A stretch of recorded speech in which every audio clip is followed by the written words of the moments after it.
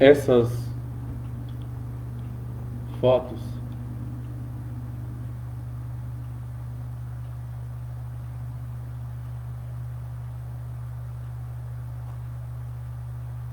Sou eu, pessoal. Boa tarde. Um passado em que as pessoas viviam, eu vivia no mundo das trevas e agora eu conheço a luz.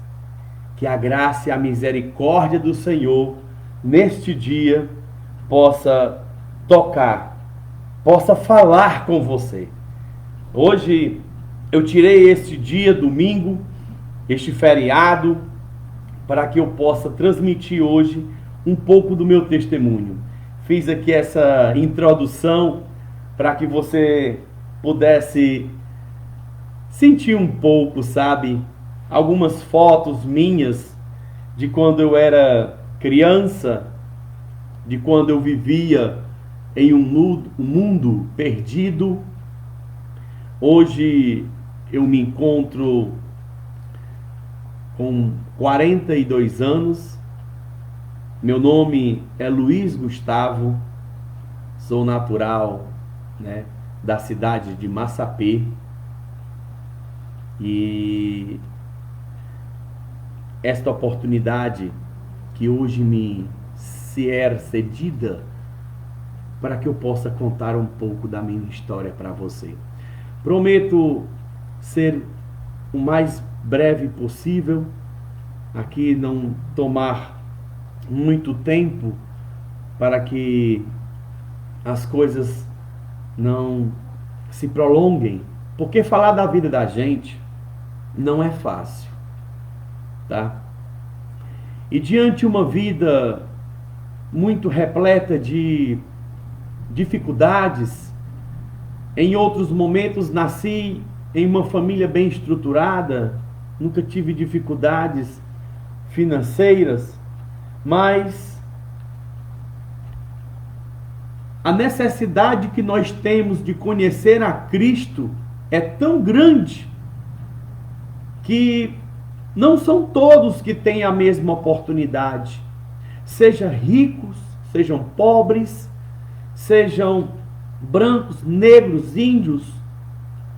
A oportunidade que quando a pessoa tem de ouvir a palavra de Deus, a palavra do Evangelho, em meio a um mundo tão prazeroso, em meio a um mundo tão cheio de prazeres, a qual nos é ofertado, fica difícil aceitar um Evangelho.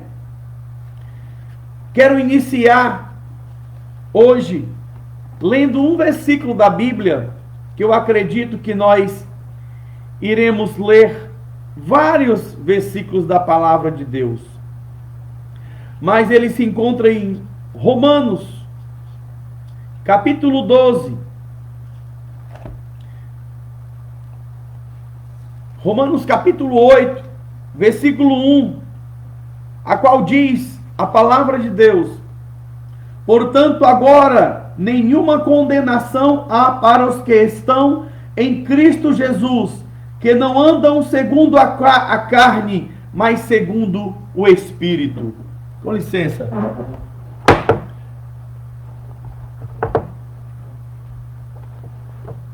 É de muita importância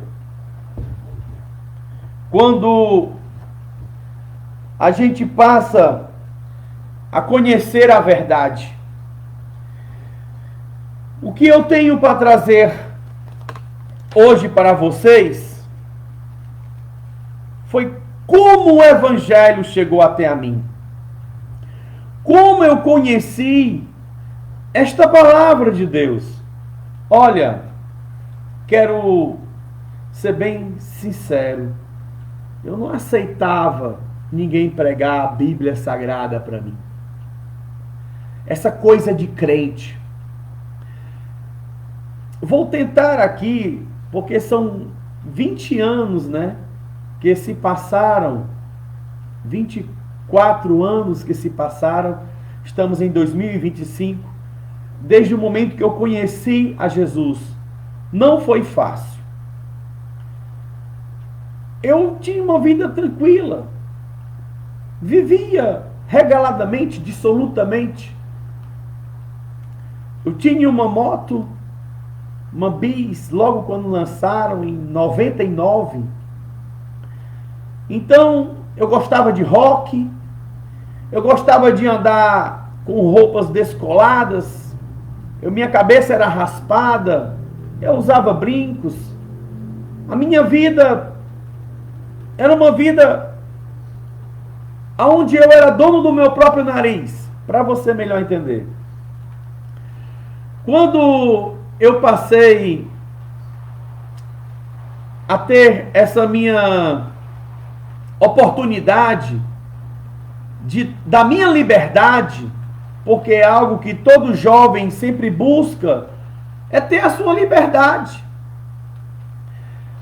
Eu tive um pai doente, né? Ele era alcoólatra, e isso me facilitou eu conhecer o alcoolismo, a conhecer, né, propício às drogas.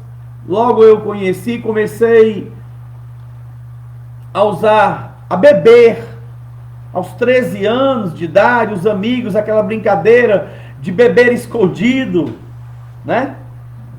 Até veio as primeiras oportunidades de fumar.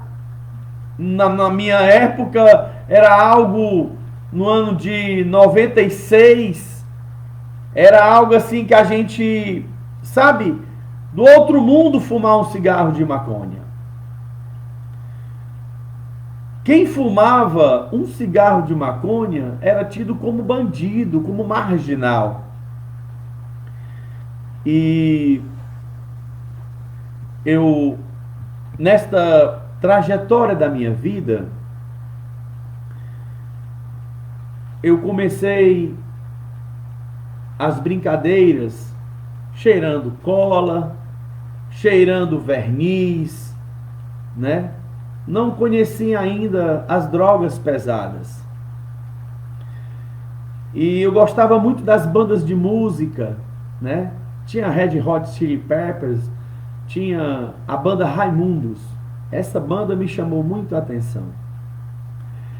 Em 98, o vocalista desta banda, Raimundos, em 99 aproximadamente, no ano 2000, o vocalista dessa banda, Raimundos, que se chama Rodolfo, ele se converteu ao Evangelho. Eu fiquei muito chocado, fiquei deveras muito triste, não... Eu disse, pô, cara, como é que esse cara cai na cabeça dos crentes, rapaz? Nesse papo de crente, o vocalista da banda. Então eu não aceitava aquilo que havia acontecido. Havia um irmão aqui na cidade do Massapê, que ele sempre me procurava para pregar para mim. Sempre ia atrás de mim, né? E eu tinha pavor a crente. Eu tinha pavor a crente. E certa vez ele foi na minha casa. Eu era um estudante. Antes de entrar nesse assunto, eu quero dizer que eu tinha pavor a estudar. Pois é. Eu fui atrasado nos estudos 4 anos. Repeti a primeira série porque xinguei com a professora, com a tia, né? Fui botado para fora do colégio porque era um garoto impossível. Quando eu fui para outra escola, eu até consegui me comportar. Aí quando foi na terceira série, eu sempre passava arrastado em todas as séries. Eu fui estudar em Sobral, no Colégio Santana. Chegando lá, foi muito difícil, eu muito tímido, repeti a 4ª série. Era um colégio de freiras. E no ano seguinte, eu me recordo que quase todos os dias eu estava na secretaria, seja por qualquer motivo que você possa imaginar. ou briga, ou intimar com alguém, sabe? Era muito impossível. Um garoto que precisava de atenções. E chegado ao final do ano, da quarta série, isso era o ano de 94 a 95, a professora, a freira, que era um colégio de freiras, ela disse que iria me passar de ano, chamou meus pais, né, e disse, olha, a gente vai passar esse garoto, mas aqui ele não estuda mais. Aí eu vim estudar no colégio aqui no Massapê, no ginásio. E assim, pessoal, eu não gostava de estudar, eu tinha pavor. E no ginásio, o primeiro ano foi aquela loucura, né? Aquela inquietação, brincar, só queria brincar, divertir, pular, jogar bola. Repeti de ano de novo na quinta série. Esse período agora eu me lembro mais, sabe? E da quinta série, eu a diretora chamou, né? Repeti de ano, ela chamou e disse: olha, você é um rapaz inteligente, você é um rapaz, né, de uma família boa. Então, assim, eu vou lhe dar mais uma chance, mas eu quero fazer um acordo com você, que você procure estudar, assistir às aulas. E ali eu fechei um acordo, né, com a diretora. Esse colégio era o ginásio, Centro Educacional Massapense, a SENEC chamado. Então eu comecei, né, a me comportar mais, a ter mais, até porque eu já estava com 3 anos à frente dos meus colegas de sala de aula, né? Era uma diferença de idade muito grande, eu sentia aquela diferença, mas eu nunca fui de ligar muito para nada, nunca. Então, a minha vida era assim, sabe? Eu gostava de rock, tinha uma tendência muito para o satanismo, né? Para os Red Hunter, sabe? Era dos cabeça pelada, entendeu? Tudo que fosse radical, tudo que fosse controvérsia, né? Porrada, brigar, intimar uma pessoa eu era disso, né? Nesta época, né, não existia hoje essas facções, nada disso. Aquela época era uma época onde tinha turmas, certo? Brigas, sai da escola, vou te pegar lá fora. Então, assim, foi um período muito de brincadeira, mas esta era uma vida minha que eu não conhecia a Cristo, não tinha orientação de nada. Então, na primeira série, no primeiro científico também, eu tive que repetir de ano para acompanhar o meu irmão no hospital por motivo de um acidente. Então, são 4 anos que eu fiquei, né, repetidos. E a minha vida tomou um rumo a partir do primeiro científico. Colegas meus, né, fazendo 15 anos, eu já estava com 18. Então, tinha um rapaz aqui na cidade do Massapê, justamente em 2001, a partir da conversão do Rodolfo, que eu fiquei revoltado, porque, cara, como é que pode esse cara deixar de cantar músicas tão bacanas e agora tá, sabe, essa história de crente, que papo é esse? Esse cara, quem foi que fez a cabeça desse cara? Aí tinha esse irmão que sempre me procurava, né? E ele tinha ido lá em casa atrás de mim e me falaram: olha, Gustavo, vieram aqui atrás de você. E eu disse: quem? Foi alguma gatinha? Gostava, né? Eu, por a boa feição que eu tinha, eu era muito namorador, né? Tinha muitas meninas que gostavam de mim e eu tentava retribuir. Feri muitos corações, essa que é a verdade. E na verdade ele tinha andado atrás de mim para me ver, falar comigo. Eu disse: o que ele queria comigo? Eu não sei. E ele já outra vez havia me encontrado e eu disse: cara, o que é que tu quer atrás de mim? O que é que tu quer comigo? Ele disse: eu quero falar de ti, de Jesus, Gustavo. Jesus tem um plano na tua vida. Eu disse, porque assim, por mais que eu não conhecesse nada da Bíblia, eu fui orientado em ramificações católicas, aonde eu sempre ia à missa e aprendia muito que a palavra de Deus, a Bíblia Sagrada, era a palavra de Deus. Então, desde então, eu sempre ia, né, algumas vezes à missa. Eu sempre gostava muito de assistir o filme A Vida Pública de Jesus, né? Sempre que acontecia alguma coisa de muito drástica na minha vida, eu assistia aqueles filmes e cada milagre que Jesus fazia, eu chorava. Certa vez aconteceu uma coisa muito drástica na minha vida, que foi uma discussão, uma briga que eu tive com meu pai, na qual eu me senti muito mal, sabe? A gente trocamos pancadas entre um e o outro, né? A gente brigou mesmo, na porrada, né? Como a gente fala. E aquilo me fez ficar passando muito mal.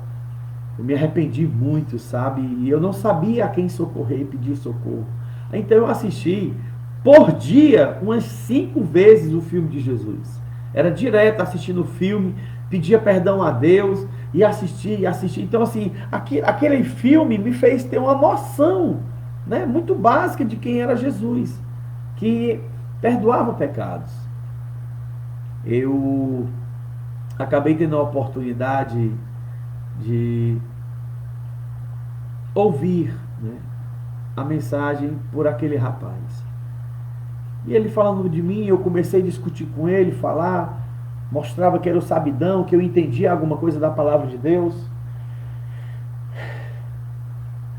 Mas não era o momento, porque tudo tem um tempo para Deus. Não era o momento. E naquele instante, eu disse para ele, cara, valeu, obrigado, eu gostei muito de falar com você. E ele disse, Gustavão, eu quero dizer uma coisa para você. Eu vejo que Deus tem um plano na tua vida. Eu disse, obrigado. Obrigado. E ali eu disse, olha, valeu, obrigado. Não, acho que ficamos por resolvido, mas ele voltou a ir atrás de mim. Aí outra vez me falaram, olha, Gustavo, aquele teu amigo lá veio aqui. Se aquele cara não é meu amigo. Ele veio aqui, aí eu fui até ele, na casa dele, e disse, ó, brother, é o seguinte, se tu pisar lá em casa atrás de mim, meu irmão, eu te juro que eu te dou umas porradas. Eu não quero mais papo contigo, eu não quero conversa nenhuma contigo. Me isola, esquece, meu irmão, da tua vida. Eu não quero ser crente, brother, eu não quero papo de crente. Por favor, cara, não vem atrás de mim. E ele, cara, tudo bem, desculpa. Passado o tempo, um dos amigos que eu tinha também aceitou Jesus. Eu disse, rapaz, será possível mesmo, rapaz? Até meus amigos estão aceitando Jesus. Foi ser crente, não aceitar Jesus não, foi ser crente. E eu, sem acreditar, né? Certa vez eu estava jogando capoeira com o mestre, lá na minha casa. A gente botou um som bem alto. E já tinha passado assim muito tempo que esse meu colega estava na igreja, né? Tinha virado crente. E ele apareceu lá em casa.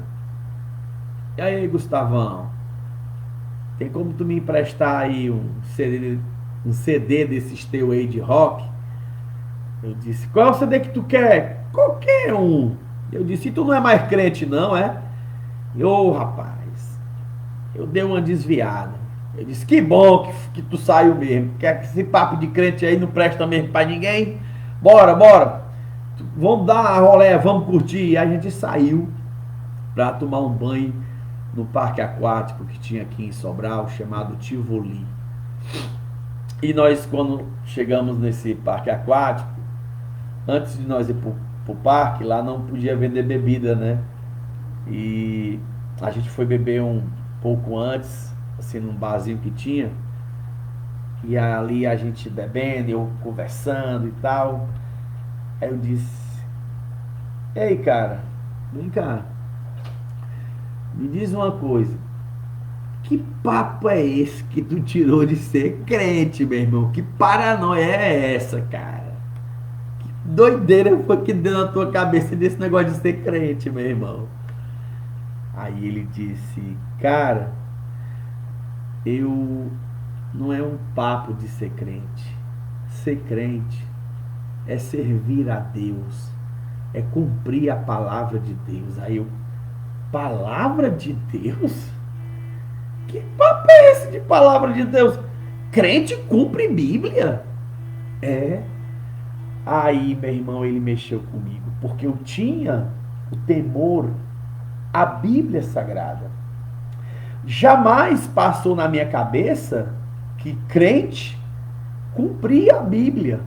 Para mim era uma religião, era um segmento religioso. Era aqueles dogmas lá, ó. Eu estou tentando falar palavras da minha época, de como eu entendia, porque hoje eu entendo o que é dogma, doutrina, né? Preceitos. Eu não sabia de nada disso. Então, para mim era aquele segmento lá, aquele povo lá, que seguia uma orientação de que o pastor orientava. E ele começou a dizer, cara, por exemplo, aí eu disse assim, vem cá, quer dizer que a Bíblia... Aí eu comecei a perguntar, meus amados. Eu comecei a perguntar. Quer dizer que a Bíblia diz que não é para beber?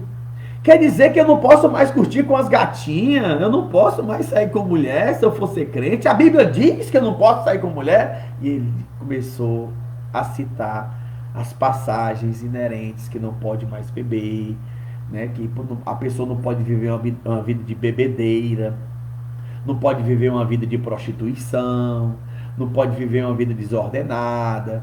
E eu perguntando, eu disse, rapaz, eu lá sabia que crente cumpria a Bíblia. Eu pensava que crente só vivia naquele segmento lá religioso, dentro da igreja. Ele, pois é. Mas quero saber de uma coisa, vamos beber, vamos curtir. A gente foi curtir e tal. E a gente foi para esse Tivoli, brincamos e tudo. Quando foi no final da tarde, eu disse, e agora vamos comprar, né? Vamos comprar uma balinha pra gente fumar.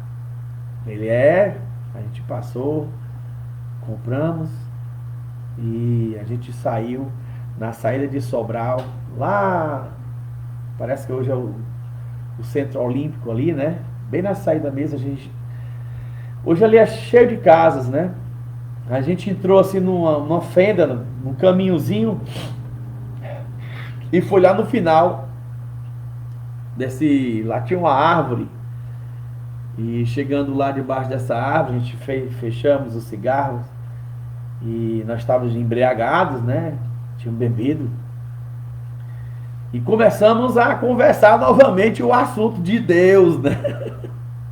Falar de Deus e eu perguntar sobre essa história de Bíblia e tal e tirar minhas dúvidas, sabe, como é que pode? E tu, cara, por que tu saiu?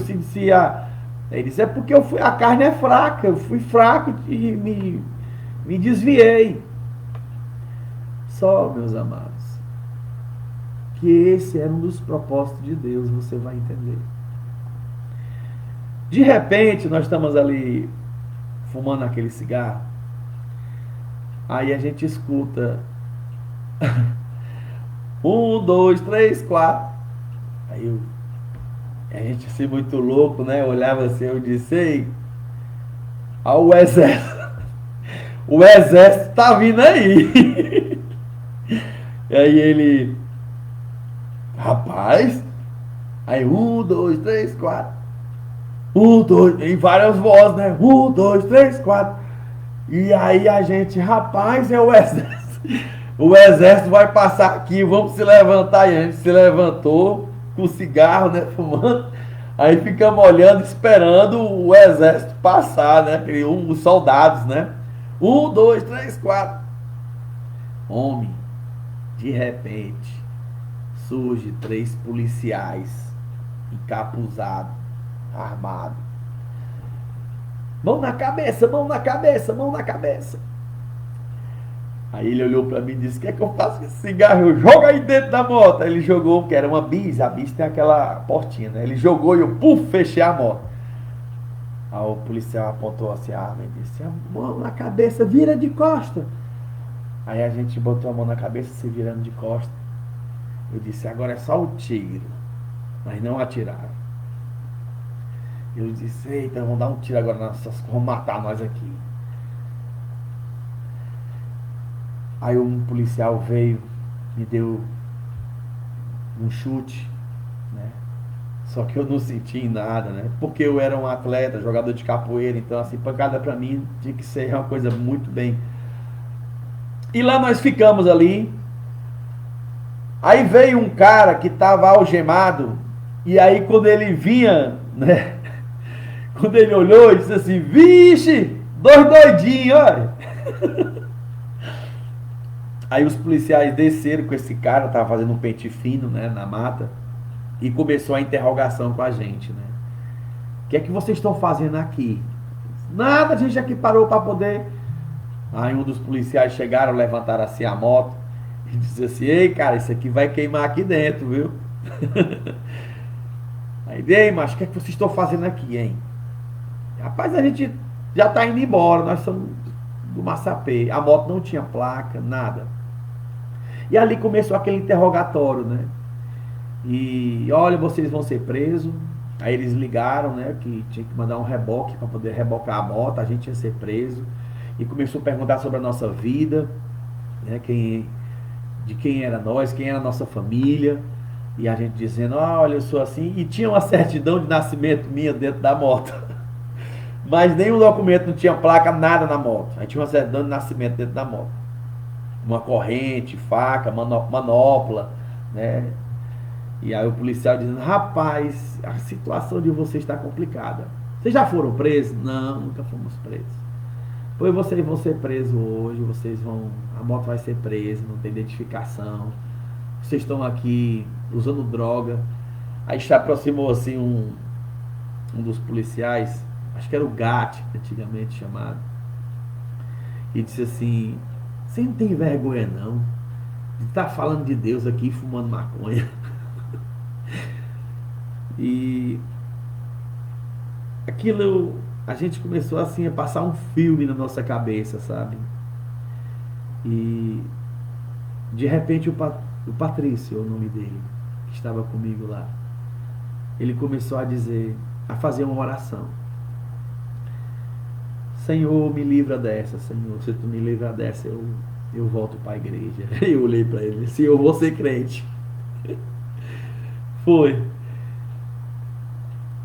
E ele ali chorando, né? E o policial, ei, rapaz, pode fazer oração aí, vocês hoje vão pra cadeia, entre em contato com os pais de vocês aí. Que vergonha pra vocês, hein? Os pais de vocês souberam que vocês estavam aqui e foram presos porque estavam usando droga. E ali ele disse, eu vou voltar pra igreja. Eu disse, eu vou pra igreja, eu vou ser crente. Então, de repente, né, aquele rapaz que tinha descido, ele volta, aí ele fica de joelho assim, e ali começa uma discussão lá, né, com aquele cara algemado e com os policiais. Aí os policiais engatilhavam a arma, botavam na cabeça dele e diziam, bora, diz aí tuas últimas palavras, tu vai morrer. E a gente, né, muito novo e inexperiente, começamos a se tremer todo, eu não consegui mais nem ficar em pé, sabe, eu me tremia todo ali. Eu disse, meu Deus, ele vai matar esse cara aqui e a gente vai ser testemunha. Ele mata eles e depois mata a gente para não ser testemunha, né? E agora a gente se tremendo, aí o Patrício começou a chorar, disse, não faz isso com ele não, cara, não mata ele, eu acho graça, porque foi assim, muito, no momento lá era muito sério. Eu disse, não faz isso com ele não, cara, não mata ele não.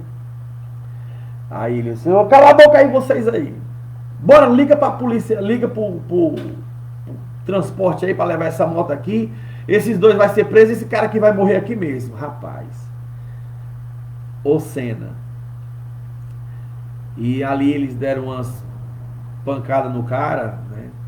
Que ele talvez estava ali fazendo aquela pressão pra ver se o cara entregava algum tipo de ponto de droga, sei lá o que. Alguma coisa de arma que tinha enterrado, coisa desse tipo. Não. E aí eles levaram o cara mais à frente, né? Subiram, eram uns 8 policiais, tudo encapuzados. Aí um deles chegou para nós e disse, olha, a situação de vocês está bem complicada. vocês vão ser presos, a moto vai ser presa. E aí, como é que vai ser a situação de vocês? O que é que vai ser da vida de vocês agora? Eu confesso a você que naquele momento, a única coisa que passou na minha cabeça é que eu ia, assim, eu vou me desgraçar total, eu não quero saber, eu vou ser preso, quando eu sair da cadeia eu vou fazer mesmo a miséria. Passou isso na minha cabeça. E o Patrício ficou assim, não faz isso comigo não, porque eu não posso, a minha vida, né, vai acabar com a minha vida, como é que vai ser, eu consegui emprego.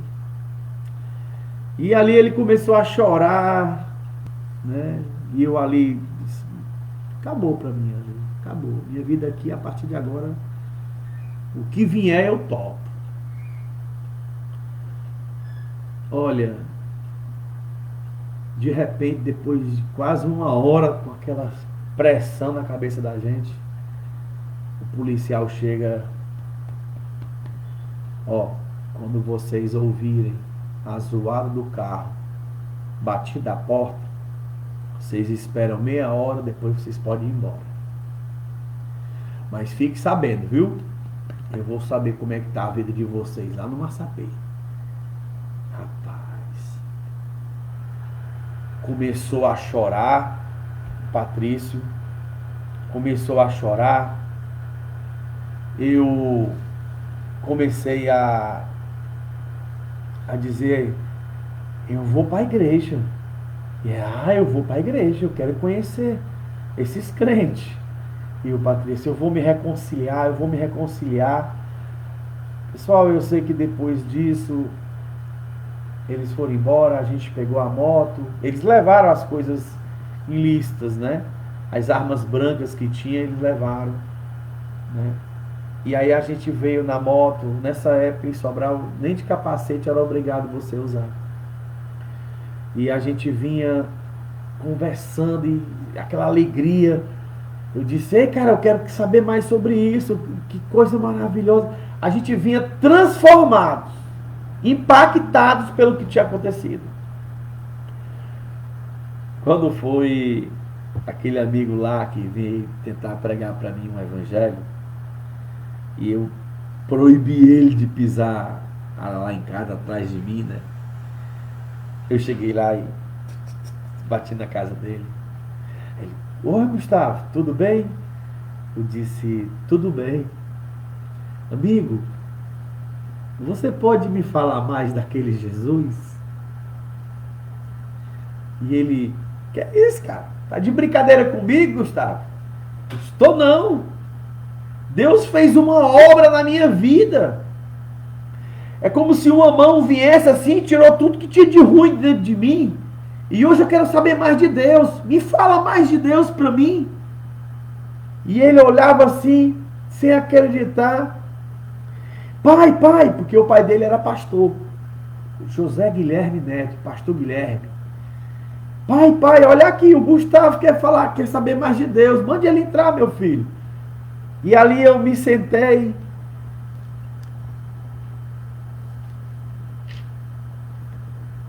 Eu acho que foi uma das mensagens mais maravilhosas que eu já escutei na minha vida. Foi quando o pastor Guilherme pregou para mim a primeira vez. Me falando sobre Jesus. Me contando sobre a importância de Jesus em nossa vida. Quando eu saí dali, eu me senti outra pessoa. Eu me senti uma pessoa transformada. Uma pessoa, sabe? E eu estudava, né? Eu estudava no colégio do estado. Estava fazendo o primeiro científico. E eu não podia ir para os cultos na semana. Aí eu disse assim, cara, quando é que tem culto? Rapaz, os cultos aqui é quarta, sexta e domingo. Eu disse, eu vou vir quarta-feira. Eu nunca vim para o culto, eu quero saber como é que é esses cultos. Aí a primeira vez que eu fui para a igreja, teve uma mulher que trouxe uma mensagem da palavra de Deus. Ela leu este versículo.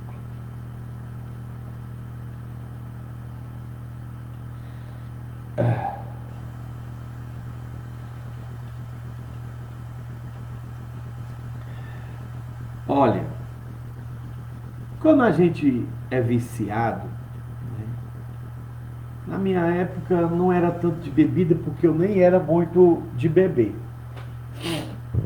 Certo? Assim, a bebida era uma coisa muito casual. Mas onde a gente estava tinha que ter bebida, né? Mas eu fumava todos os dias, eu fumava maconha, né? E isso, assim, para aquela época era algo, né, surreal. E eu não conseguia passar um dia sem beber ou sem fumar. Todos os dias eu tinha aquela bebida, eu tomava aquela cervejinha e tal. E desde o acontecido, esse acontecido foi no domingo. Aí segunda eu fui na casa do irmão, conversei com ele, terça-feira eu apareci lá à noite, né? E disseram que tinha um culto quarta-feira. Aí quarta-feira eu fui. Que quando eu saía da escola, eu passava lá. Aí eu disse, olha, amanhã eu vou faltar a aula e vou vir pro culto. Tá, o culto é 7 horas. Eu cheguei 7 horas em ponto. E era culto de senhoras. E a irmã foi pregar. E a irmã leu esse versículo aqui. 2 Coríntios capítulo 5, versículo 17. Portanto, se alguém está em Cristo, nova criatura é. As coisas velhas se passaram, tudo se fez novo.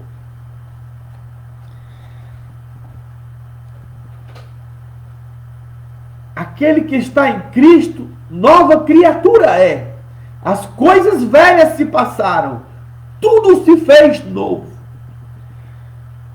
Eu nunca conseguia passar sem algo de me preocupar, sem algo de me dar aquela neurose de ter que usar todo dia, todo instante. Eu agora estava me sentindo uma outra pessoa e a mensagem era aquela. Aquele que está em Cristo, nova criatura é. As coisas velhas se passaram e tudo se fez novo. O impacto que eu senti foi ela estar falando da minha vida. Uma mulher que nem me conhecia, nunca tinha me visto, não morava aqui, ela morava na cidade de Meruoca, e ela estava ali falando da velha vida, e agora você vive um ser, uma nova criatura. O impacto foi tão grande que eu comecei a chorar. E olha, eu não chorava. Eu tinha um coração duro. Eu não chorava. E eu comecei a chorar, e ela só falava isso. Quando terminou o culto, veio a mim e disse, esse meu amigo, né, irmão, filho do pastor, irmão Gustavo, você quer aceitar Jesus? Eu disse, amigo, nesse momento agora, eu não estou preparado. Mas me dá um tempinho para me pensar mais um pouco, porque eu estou aqui impactado. Ele, tudo bem. E realmente eu estava em choque. Fui para casa, impactado. A minha vida começou a mudar. Eu botava música de rock para tocar e de repente eu chegava e ficava assim perto do som. Eu disse, o que eles estão tocando aqui? Ah, eu não quero mais ouvir isso não. Eu quero ouvir música de Deus. O meu negócio é ouvir as coisas de Deus. Aí fui lá na casa dele e disse, olha, vocês têm como me dar alguma música de Deus aí, algum CD de Deus? Né? Para você que vive hoje no mundo digital, talvez não saiba nem o que é CD, né? Mas era isso. Você tem um CD de Deus? Eles me deram o CD. E eu era o dia inteiro escutando só aquelas músicas de CD. Aí quando terminou, né, sexta-feira, eu cheguei para os irmãos e disse: pastor, eu quero aceitar Jesus. Eu quero aceitar Jesus num culto. Aí eles: o culto agora é só domingo. Aí, pô, tem sábado agora, tem culto de mocidade. Pô, bora, é lá, é bom. E eu fui na dita cidade dessa pregadora, né? Tinha lá um culto. Ela era mulher do pastor Josué, que hoje está na cidade de Sobral. Eu nem conheço ela, né? Ela talvez nem saiba disso. Mas essa irmã foi que Deus usou para mandar uma mensagem profética, justamente do que eu estava passando. E eu fui lá e o culto terminando, já o irmão para fazer a oração final, e eu disse: rapaz, ele não vai chamar ninguém para aceitar Jesus, não. Eu vim de tão longe para aceitar Jesus. E aí realmente deu certo, sabe? Eles chamaram, eu fui lá correndo e aceitei Jesus. Não foi fácil. É umas barreiras que aparecem em nossa vida, mas logo quando a gente ultrapassa essas barreiras, a gente verdadeiramente começa a se sentir livre. Esta liberdade a qual Jesus diz na sua palavra: se o Filho vos libertar, verdadeiramente sereis livres. Às vezes a gente se encontra, né, quando nós estamos no mundo, presos, aprisionados no grilhão do pecado, né, aprisionados em vícios que prejudicam nossa vida. O vício do alcoolismo, o vício da droga, né, da cocaína, da maconha, esses vícios maléficos que vêm a prejudicar a nossa vida. Como também conheci muitos amigos meus viciados em comprimido, né, em tomar aranha, artame, né, rocha, estrelinha, e assim vai, vários nomes. Tomava vários comprimidos para ficar naquela ligada. São coisas químicas que aconteciam naquele período. O lança-perfume, loló. Então, a minha vida cristã começou em 2001, né? Feliz com Deus, comecei a ler a Bíblia. Quero apresentar a vocês a minha primeira Bíblia. Foi essa aqui, né? Quem me deu foi a minha bisavó, tá bom? Essa aqui foi minha primeira Bíblia. E comecei a ler, a estudá-la, sabe? E os meus engajamentos na igreja começaram. Eu disse: pastor, comecei a ver como é que era no culto, aprender as músicas, os hinos da harpa cristã, né, com muita humildade, com muita dedicação em aprender. Fui terminando meus estudos, consegui terminar. Aí, meu crescimento espiritual ele foi muito rápido, assim. Eu logo já tinha um entendimento da Bíblia muito amplo, né? Deus me deu muita graça quanto a isso. E logo eu queria testemunhar para as pessoas, falar de Cristo. E o pastor tinha receio, porque eu era muito novo convertido, né? E o pastor certa vez disse: Gustavo, prepare seu testemunho, que eu vou lhe dar uma oportunidade domingo na igreja. Aí eu saí chamando vários amigos meus, porque o que estava acontecendo comigo, eu queria mostrar para o mundo, para todas as pessoas que eu conhecia, que Jesus era maravilhoso, que Jesus liberta, que Jesus preenche o vazio. Era essa a minha mensagem. Jesus preenche o vazio, porque eu tinha uma vida vazia. Eu tinha uma beleza, jovem, bonito, de uma família que tinha condição, não me faltava nada. Eu tinha muitas namoradas, mas eu era vazio. Eu tinha uma vida vazia. O que adianta você ter tantas coisas, dinheiro, tantas mulheres, tantos amigos e não ter nada. Jesus te proporciona que aquele que quiser ganhar a sua vida, perdê-la. Mas aquele que perder a sua vida por amor de Cristo, esse achará. Eu fui dar meu testemunho. Quando eu estava dando meu testemunho nesse certo domingo, e eu disse essa palavra, eu me lembro bem disso. Foi a melhor coisa que eu já fiz em minha vida. Foi aceitar Jesus. Sabe? Aquele contato, a igreja, sabe? Todo mundo. Porque o meu testemunho era conhecido nessa cidade. Eu, filho de pessoas ilustres, né? O meu bisavô foi o primeiro tabelião de minha cidade.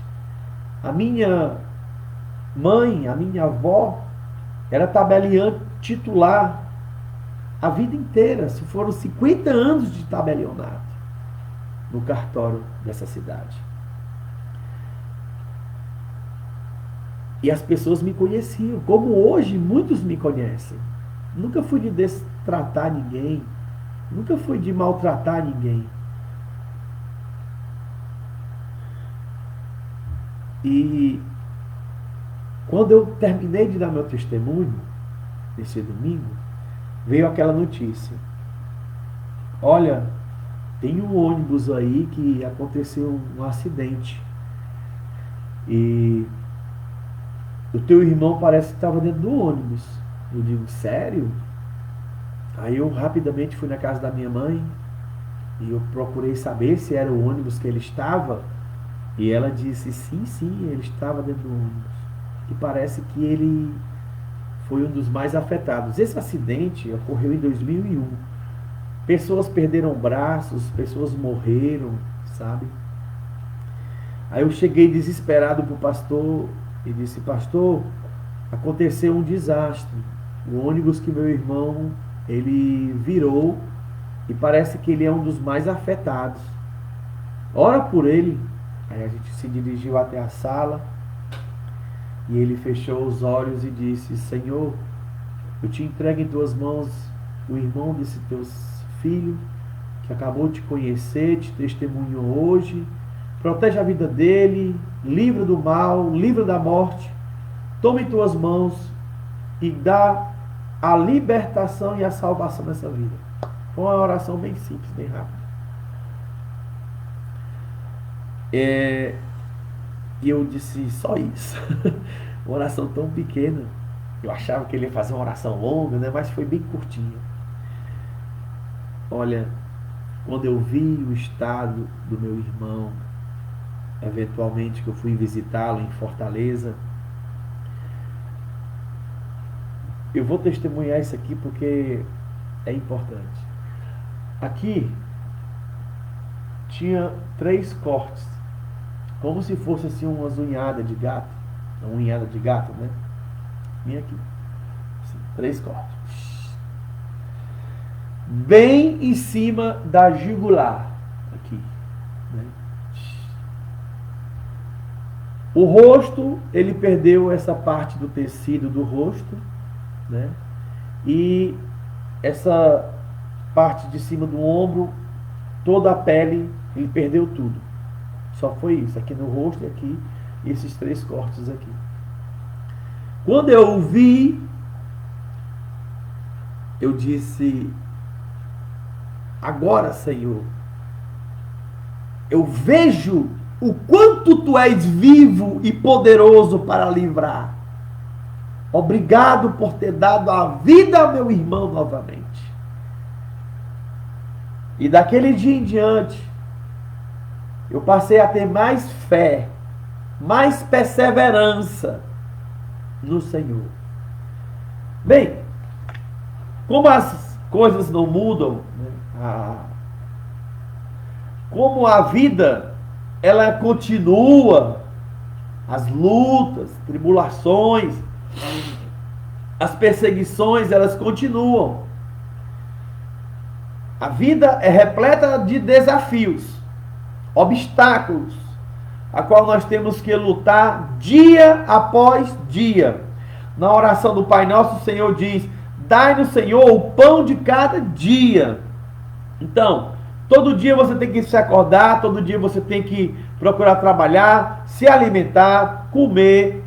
Porque se você deixar um dia sem comer, você vai sentir, né, a falta de alimento, você vai desfalecer. Então, todo dia você tem que orar, todo dia você tem que buscar a Deus, ser grato a Deus, agradecer a Deus por tudo. Então, vida que segue, até um momento, isso foi em 2001, fui morar em Fortaleza, e começou a minha vida evangélica, desde daquele dia em diante. Eu era jovem, tinha 19 anos, precisava de uma mulher, uma namorada, né? Eu tinha a namorada. Agora, resta saber, é de Deus esta mulher que eu tenho? Então eu comecei a buscar a Deus. Em 2006, né, 5 anos depois, eu recebo várias profecias, né, olha, essa mulher de Deus e tal. Certa vez eu estava em Fortaleza e uma irmã que já partiu para o Senhor, chamada Irmã Santinha, eu conheci ela por acaso e ela disse: eis que eu estou diante de um grande homem de Deus, e começou a profetizar para mim. E eu orava muito, sabe, pedindo a Deus a confirmação de alguma mulher para minha vida.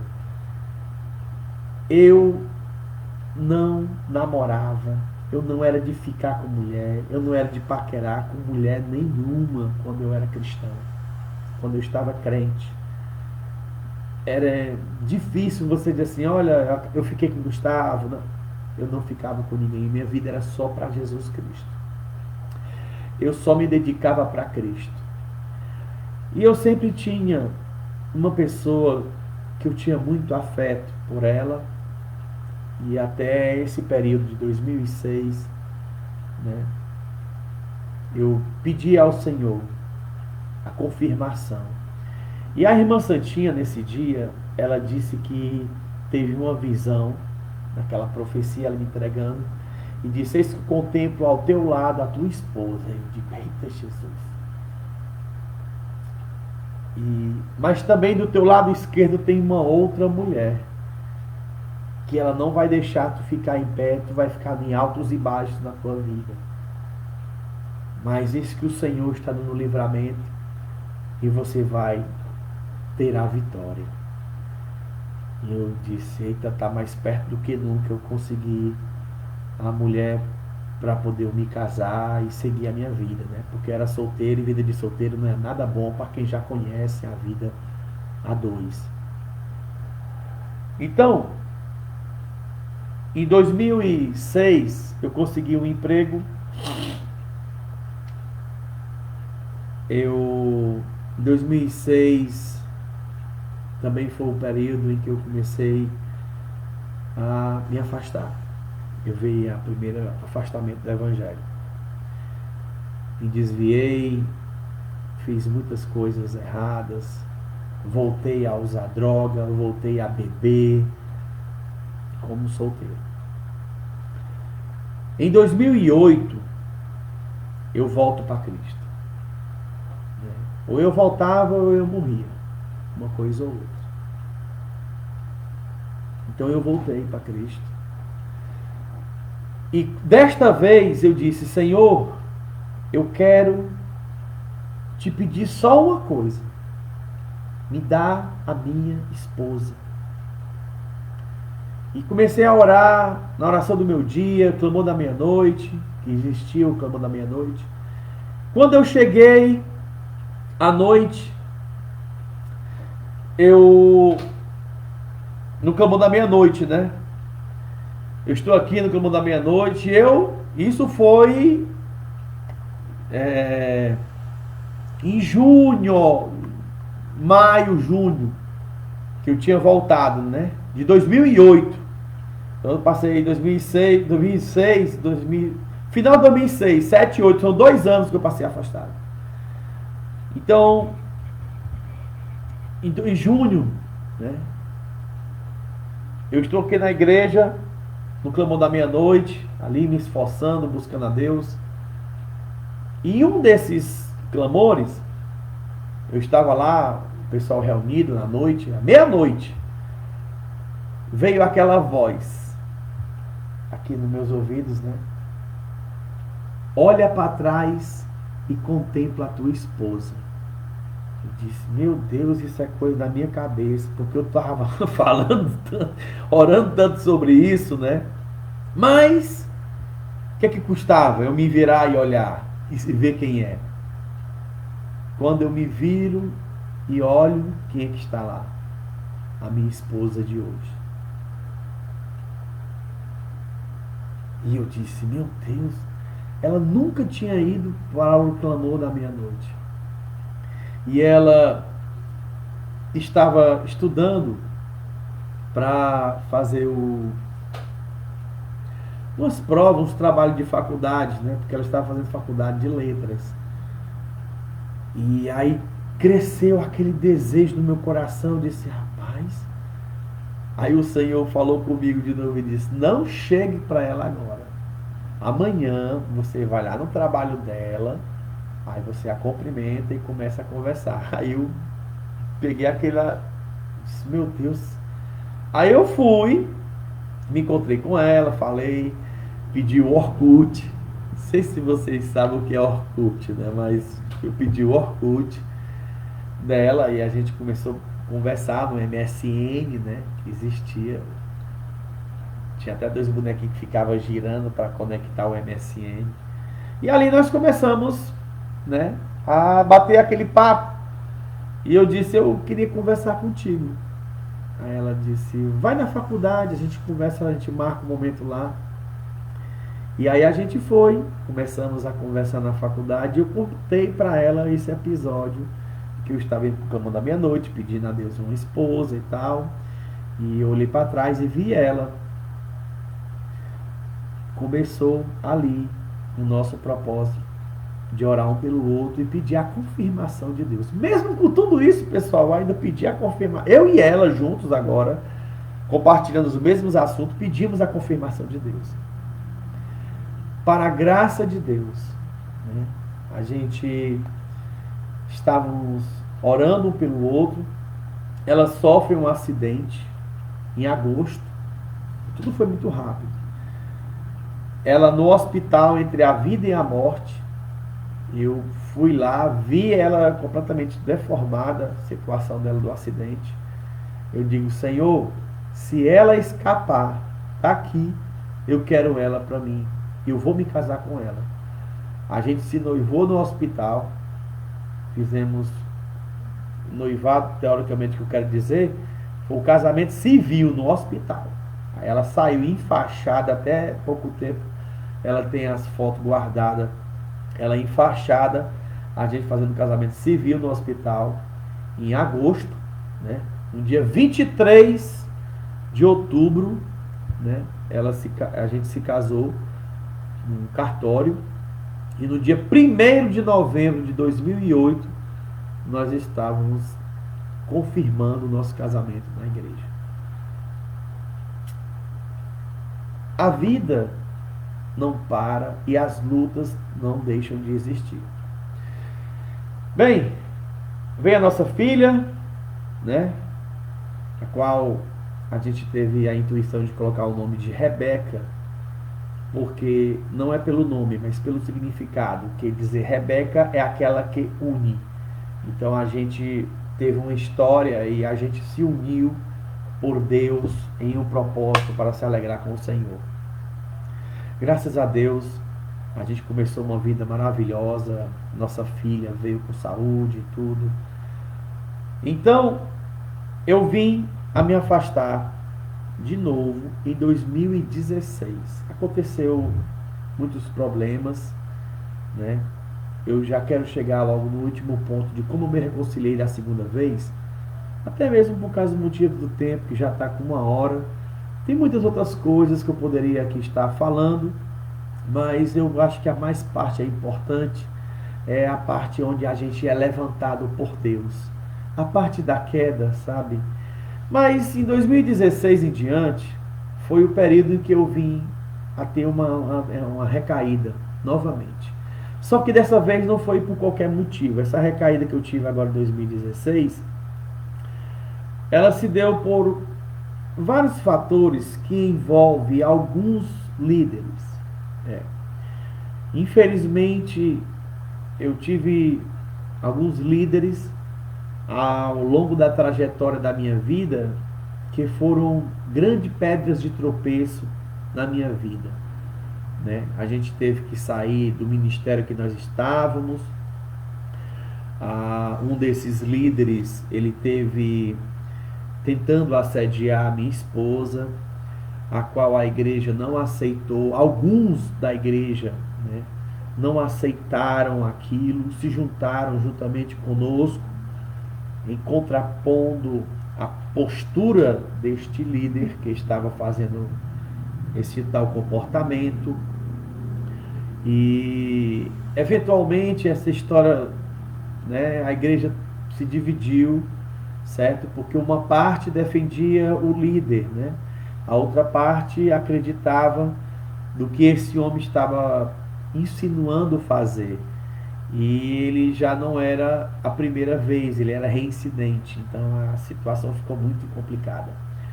Ao nós sairmos, né, um grande grupo de quase 100 pessoas, né, para outra igreja não, esse grupo ficou, alugou um ponto e lá nós ficamos reunidos, né, sem denominação nenhuma.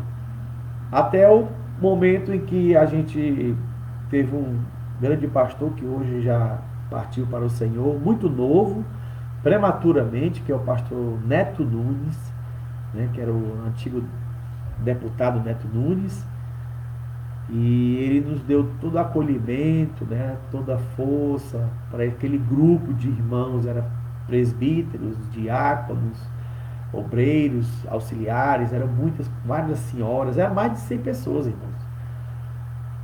Então esse ministério surgiu, nós construímos uma igreja, esse ministério que veio se fortalecer aqui e tudo. Mas aí os próprios nossos que estavam com a gente começou a se levantar contra a gente.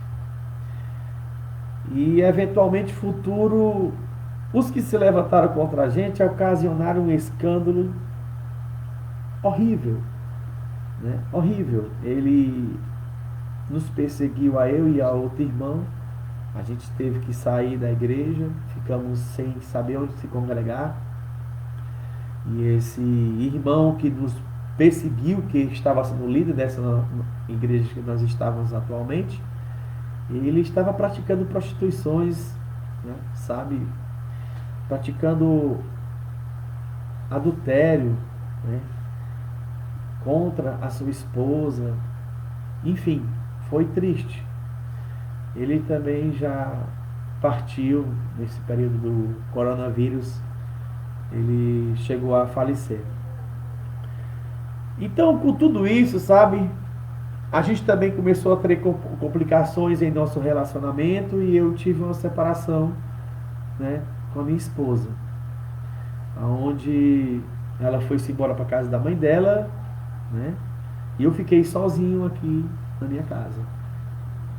Foi daí que eu não suportei, eu fui para casa da minha mãe, passei um período com ela, e logo em seguida, depois começou a surgir uma oportunidade de um amigo, tal, até eu cair por completo. E o meu estado foi pior do que eu já imaginava.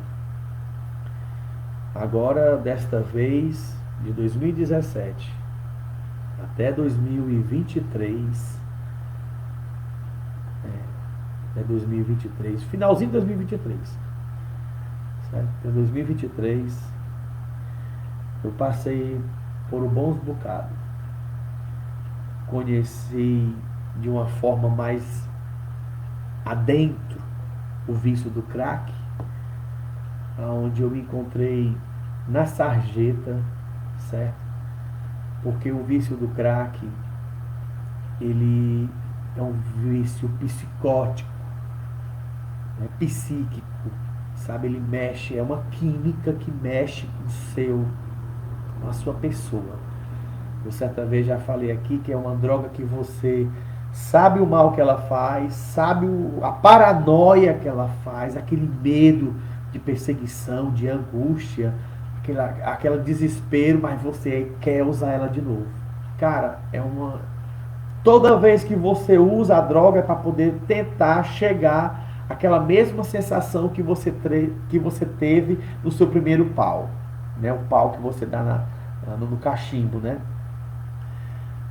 Aí você sempre vai tentando e você nunca consegue chegar àquela mesma sensação que dura 30 segundos. É muito rápido, é de 1 minuto, sabe? Então, assim, isso vai se transformando em uma prisão. Como é que você se encontra? Sujo, largado, abandonado pela família. Ninguém quer você. Ninguém quer chegar perto de você. Você não tem mais emprego, você não tem mais situação financeira, o dinheiro que você tem, você gastou com a droga, gastou com bebida, coca, olha, vem tudo junto, sabe? Agora, nunca pense assim, ele começou a usar e perdeu tudo. Não, tudo foi uma sequência. Eu comecei a beber demais. Na bebida, eu comecei a cheirar demais a cocaína. E ali, eu passei pro crack. Quando eu cheguei no crack, eu me lembro que uma pessoa chegou para mim e disse, olha, eu vou pegar aqui essa tampa de caneta para poder ilustrar o que ele me disse. Ele disse, olha, aqui nesse cachimbo cabe carro, aqui nesse cachimbo cabe casa, aqui nesse cachimbo cabe muita riqueza. E se você não sair dessa droga, você vai perder tudo para o cachimbo. Eu não dei atenção àquilo, não liguei muito. Com 3 anos depois, eu olhei para a minha vida angustiada, sem emprego, sem nada, pedindo R$1 para tomar um trago de cachaça, sendo humilhado por todos, desprezado, ninguém queria chegar perto de mim. Eu olhava assim e disse, meu Deus, quem eu era agora e quem eu sou? E então, a minha esposa já estava morando aqui, em casa novamente, né? Foi quando eu comecei a voltar, eu passei um grande período de depressão, de ânsia de morte. Eu saí de casa muitas vezes, abraçava ela e dizia assim, eu já estava me aproximando dela, né? Desde 2022 eu me aproximei mais da minha esposa. A gente estava se reatando novamente. Foi quando eu disse muitas vezes, eu vou te dar aqui meu último abraço, que eu estou indo embora, não sei se eu volto. E aí eu saía para fazer as loucuras que eu cometia, sabe? Noitadas e noitadas de uso de droga, noitadas de curtição, para cima e para baixo, brincando, bebendo. Enfim, a minha filha orava e dizia, Pai, Senhor Deus, traz o meu pai de volta para casa. E eu comecei a sentir uma angústia quando anoitecia, que me dava um desespero. Eu começava a voltar para casa. De manhãzinha, 5 horas da manhã, eu começava a beber. Mas quando era 4 horas da tarde, eu já estava em casa. Certa vez eu fiquei me perguntando comigo mesmo, o que está acontecendo? Eu não consigo mais passar um dia sequer à noite fora de casa. E veio aquela voz e disse, a tua filha está orando para que tu volte para casa. Eu tomei uma decisão, eu criei um abuso de bebida, de ambiente, de tudo. Fiquei assim, sabe? Eu não aguentava mais sair para nada. Então eu estava em casa constantemente.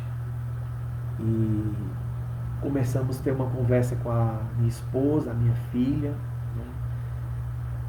E a gente conversa aquela coisa de Deus, aquela conversa de Deus, né? E eu já uma vida mais tranquila, somente em casa, em depressão geral.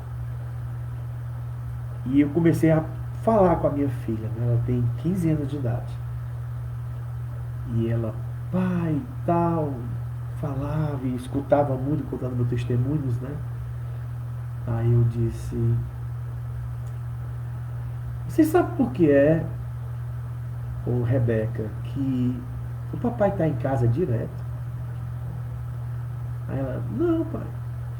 Olha, certa vez eu estava me perguntando a Deus por que eu não conseguia mais sair à noite. E o Senhor falou para mim que era porque você estava orando para que eu ficasse mais em casa. Você acredita que ela começou a chorar, olhou assim para a mãe dela, minha esposa, e disse, mãe, olha aí, mãe. E ela olhou assim uma para a outra e disse, tá vendo, minha filha? Você vivia dizendo que Deus não te ouvia? Você vivia dizendo que Deus não estava ouvindo as tuas orações? Olha aí que foi que o Senhor estava realizando, tocando na vida do teu pai, pelas tuas orações.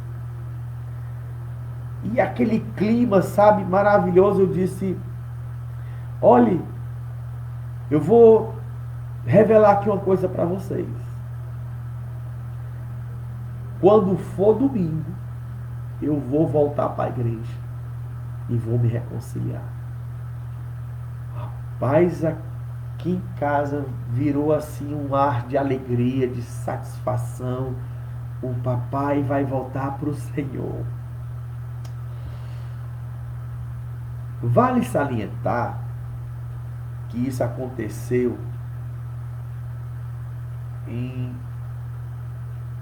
Isso foi no ano passado, viu?